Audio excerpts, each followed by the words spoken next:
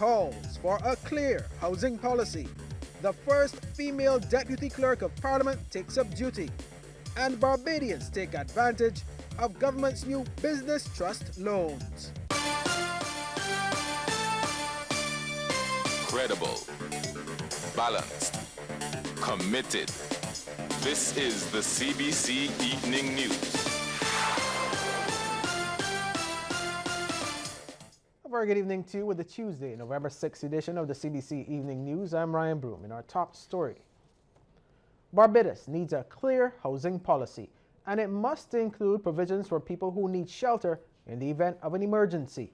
This from Education Minister Cynthia Bradshaw, who was making her first appearance in the lower house since beginning treatment for breast cancer.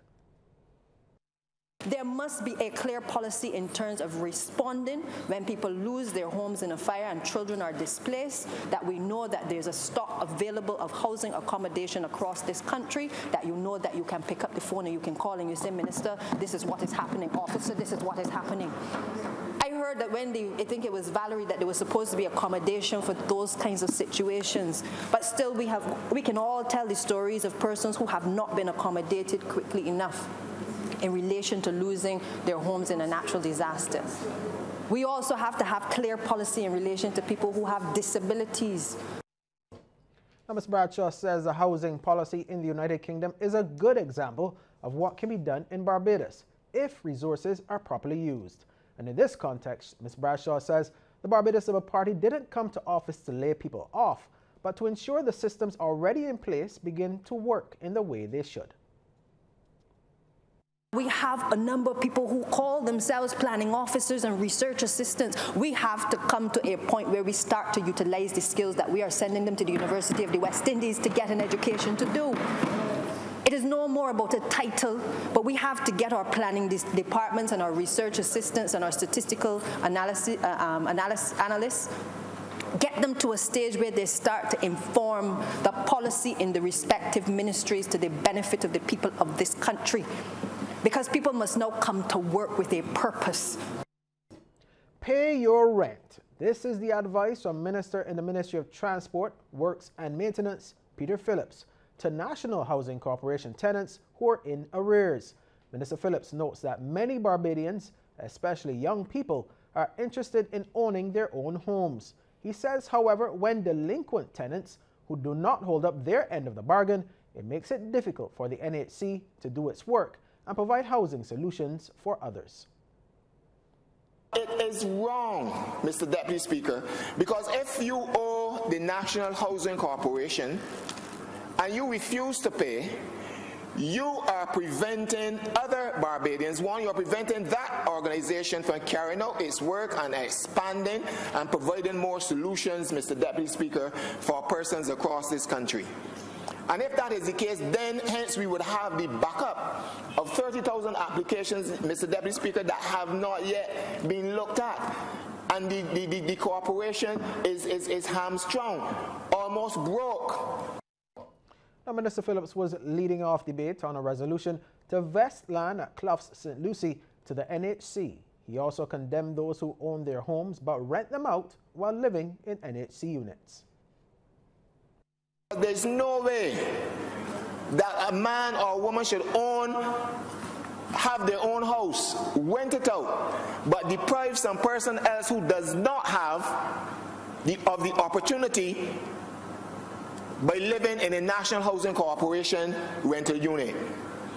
And I would dare say perhaps in some instances there might be some of the head ones that owe for that unit as well. And these things have got to be corrected, and government has got to, I would advise the government to carry out some sort of survey to find out where this is happening and as much as possible stop it.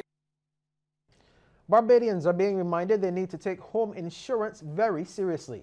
This time it's coming from the Minister of Labour, Colin Jordan.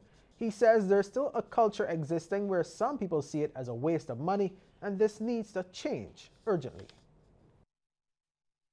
The loss of property, especially property of sentimental value, is in itself tragic and traumatic. But when a family in that situation has to begin from scratch to provide for themselves shelter again. It is painful for them, but it also places a burden on the society that maybe ought not to be there for that particular reason.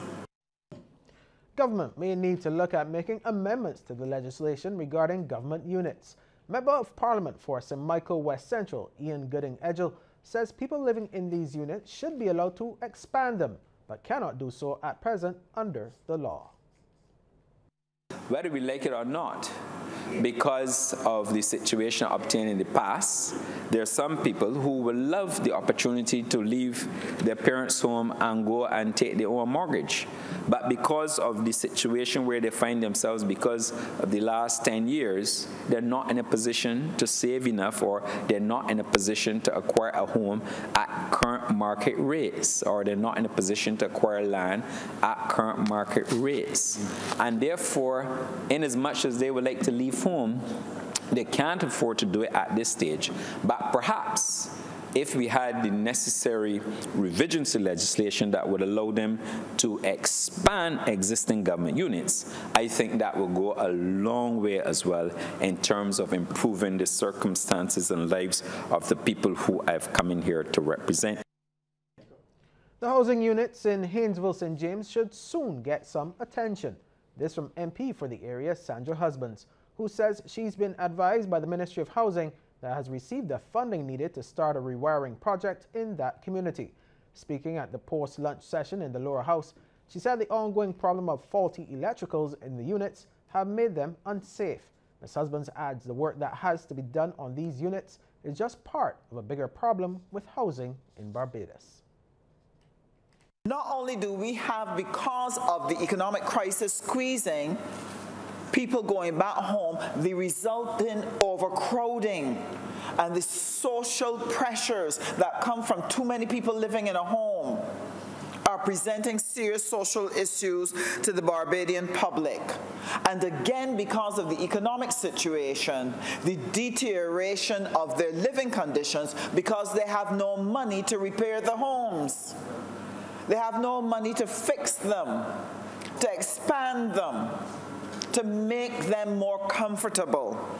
And therefore, we have a crisis in housing here in Barbados. Opposition leader Bishop Joseph Atherley has suggested a National Housing Corporation review its priorities.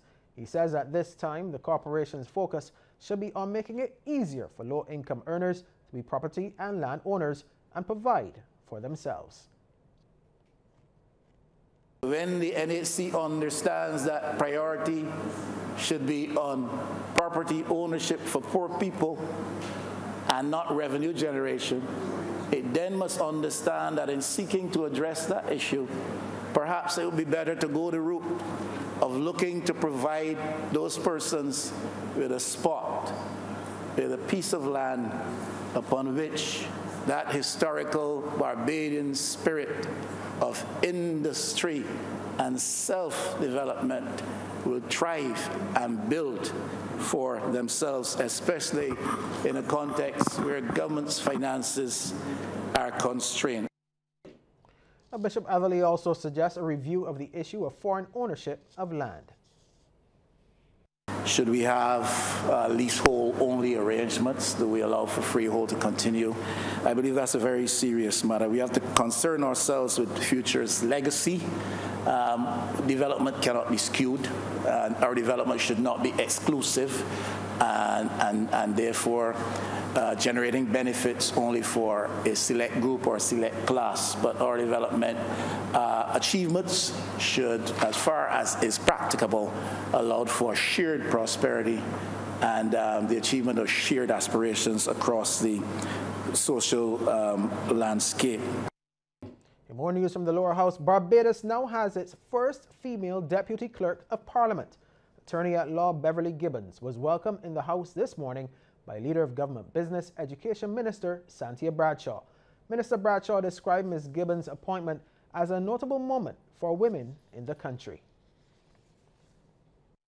It is a time when we have the first female prime minister leading this country, another significant journey in the history of this country, and I believe there will be a number of other significant achievements to come from women, but I do feel that this is another opportunity for the glass ceiling for women to be broken, and I'm pleased to welcome you into the fold of the women who have blazed a trail in being able to make a stand for other women to come as well.